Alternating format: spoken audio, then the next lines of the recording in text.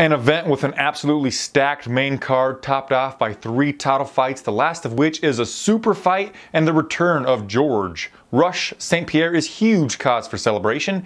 My name is Flyin Brian J and this is my beer pairing suggestion for UFC 217.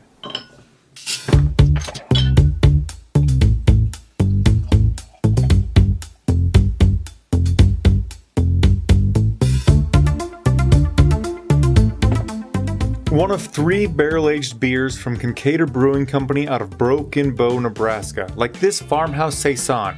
Pairing a beer with this event that has been aged makes perfect sense because fight cards of this caliber don't get scheduled very often, and when they do, I really feel like you should dig down deep into that cellar and pull something out that might be a little expensive, but enjoy them alongside these really hyped events. Further than that, both GSP and Bisping have been out of competition or aging for quite some time. GSP has been out for 4 years, Bisping just over 1 year. You will probably have trouble getting your hands on these specific beers, so any beer that you can find at your local liquor store that has been aged will work just fine. However, I'd like to tell you why these 3 specifically pair so well with the title fights.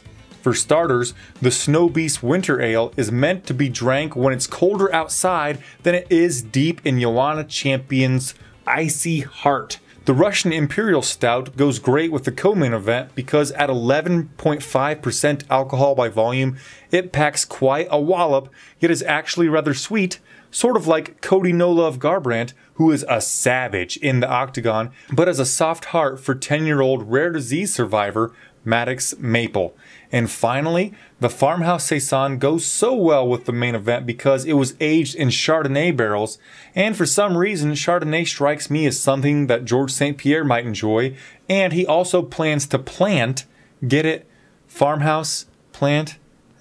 Okay. Anyway, he plans to plant Bisping's ass on the canvas in hopes of cultivating a championship in a second division.